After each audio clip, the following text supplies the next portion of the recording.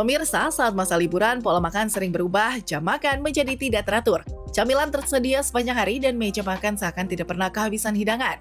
Momen menikmati makanan pun kerap disertai obrolan panjang bahkan hingga larut malam. Meski tubuh terasa menyesuaikan suasana, sistem biologis manusia tidak selalu siap mengikuti perubahan tersebut. Berikut 3 alasan kenapa kita masih merasa lapar walaupun sudah sering makan. Simak penjelasan ini ya.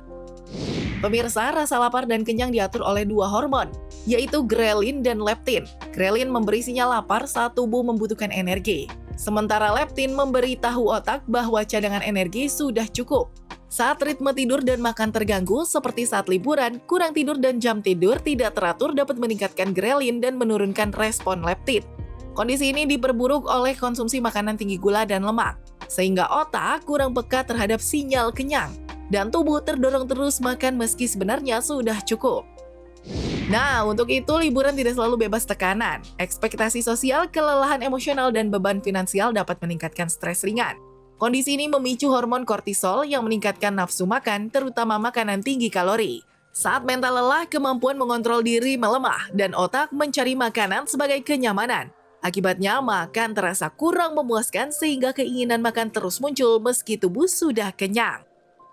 Lalu selanjutnya yang perlu diketahui ialah makan berlebihan dan tidak teratur, terutama pada malam hari, meningkatkan risiko asam lambung naik atau GERD. Lonjakan konsumsi karbohidrat sederhana memicu naik turun gula darah, yang mempengaruhi energi, suasana hati, dan konsentrasi. Kondisi ini sering dianggap wajar saat liburan, namun bagi sebagian orang dapat terasa melelahkan dan mengganggu. Terus merasa lapar meski sudah makan menjadi tanda tubuh sedang beradaptasi, dan perlu kembali ke pola makan serta gaya hidup yang lebih seimbang.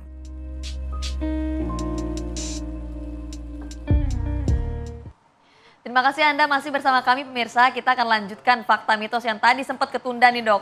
Bener nggak sih dok kalau misalnya di hari Natal itu kan pasti banyak sekali hidangan-hidangan manis. Nah ini bisa memicu gula darah yang tinggi, fakta atau mitos dokter? Ini adalah fakta, terutama kalau yang dikonsumsi adalah olahan-olahan karbohidrat sederhana, produk tepung atau yang manis. Dia cepat sekali menaikkan kadar gula darah seperti roller coaster. Jadi cepat naik, cepat turun, yang ada kayaknya kita jadi gampang cravingnya juga ya setelah mengonsumsi makanan-makanan tersebut gitu. Kecuali misalkan memang manisnya ini lebih ke olahan-olahan buah-buahan. Sehingga serat yang ada di buah itu membantu untuk mengontrol kadar gula darahnya itu lebih stabil. Nah dokter, kita kan mengkonsumsi makanan manis nih. Kalau kita mengkonsumsi makanan manis sekaligus juga mengkonsumsi makanan berlemak, apakah itu aman di tubuh kita kalau kita mengkonsumsinya bersamaan? Oke, sebetulnya kalau misalkan kita mengonsumsinya dengan porsi yang tepat ya, maksudnya tidak berlebihan, masih relatif aman karena kita membicarakan ada kalori yang terkontrol dan komposisi yang terkontrol. Selama terkontrol keduanya harusnya sih aman. Harusnya aman. Betul, cuma kadang gitu ya lapar mata itu. Lapar mata. Nah dok, tadi aku juga penasaran perihal mengunyah karena terlalu cepat mengunyah. Jadi itu pengaruhnya apa dok kalau misalnya pengunyahannya juga tidak sesuai dengan anjurannya, efek terjadi makanannya di dalam tubuh bagaimana dok? Iya, jadi kadang kan kita mengunyah terlalu cepat ya, sedangkan untuk kita mulai merangsang keluarnya hormon kenyang itu biasanya kurang lebih sekitar 20-30 menit. Jadi kalau kita terlalu cepat makan kita lupa. Yang masuk ini porsinya udah terlanjur banyak dan kita akhirnya muncul kadang istilah begitu berdiri langsung baru berasa kenyang karena sebetulnya rangsangan itu baru muncul. Makanya dengan kita mengunyah lebih bertahap itu akan membantu kita untuk sambil menunggu si rangsangan kenyang tadi. Dan yang kedua, kalau kita mengunyahnya dengan bertahap, pencernaan kita juga kerjanya tidak terlalu berat gitu. Nah dok, tapi kan kalau misalnya nih hari raya ini kan juga banyak minuman-minuman manis ya kan. Nah ini aturannya berapa banyak kita boleh mengkonsumsi minuman manis itu dok? Oke, sebetulnya idealnya don't drink your calories ya. Maksudnya jangan mengonsumsi dari minuman sebetulnya. Atau pilih salah satu deh kalau misalkan di saat Natal tersebut kita sedang ingin mengonsumsi snack atau makanan yang manis. Kalau bisa minumannya yang tidak manis. Atau kalau kita memilih minuman yang manis ya berarti snacknya kita upayakan agar tidak yang manis juga sehingga tidak berlebihan.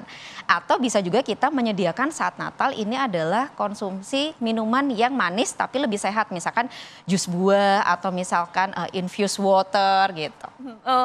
Nah itu harus diperhatiin ya pemirsa, masyarakat harus diatur nih dong. Tapi dok kalau misalnya mengkonsumsinya bersamaan boleh nggak sih? Balik lagi tadi ya, segala sesuatu yang berlebihan pasti efeknya juga jadi tidak baik ya di hari Natal, malah kita meningkatkan resiko penyakit. Balik lagi kalau misalkan kita porsinya tepat, frekuensinya juga tepat tadi ya, maka harusnya masih relatif aman juga. Gitu. Dok, ini kan pasti masyarakat gini, ah dok gemes pengen nyobain semuanya nih ya kan ya. Nah ini kalau misalnya mau sekalian nih dok, Iya. mau yang makanan manis, minuman manis, makanan berlemak, takarannya harusnya semana dokter? Oke, pertama kalau saya mengajarkannya adalah konsumsi dari yang mengenyangkan lebih dulu. Biasanya yang tinggi protein dan juga tinggi serat. Sehingga kalau misalkan oke ada snack yang manis nih, ada minuman yang manis, tunda dulu deh setelah makan utama. Kadang setelah mengonsumsi protein yang cukup, serat yang cukup dari sayur atau karbohidrat kompleksnya, kita udah mulai kenyang dan begah. Kadang kita jadi nggak kalap nih konsumsi makanan yang manis atau minuman manisnya. Jadi lumayan terbantu. Dan lagi untuk porsinya ya menyesuaikan tadi ya telapak tangan masing-masing atau hand portion size kita. Dan juga kalau bisa memilih salah satu deh. Mau snack yang manis atau mau minuman yang manis untuk penutupnya gitu ya.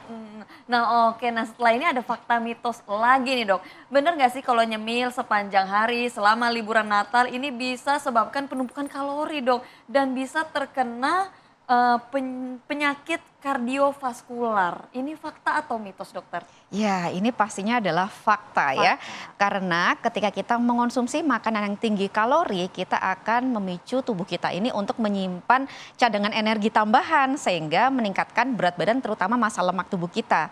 Apalagi kalau komposisi makanannya ya tipikalnya yang tinggi lemak dan juga tinggi karbohidrat sederhana yang tadi produk tepung-tepungan atau yang manis, nah itu akan semakin mempercepat peningkatan berat badan di saat liburan Natal. Jadi harus hati-hati banget nih. Jadi harus hati-hati dan juga harus dikontrol ya dokter. Betul, harus mindful ya Harus konsumsinya. mindful, nah itu harus diperhatikan pemirsa. Nah setelah ini pemirsa kita akan menjawab sejumlah pertanyaan yang sudah kami rangkum di Instagram Hidup Sehat TV One. Jangan kemana-mana, usai jeda kita akan kembali lagi.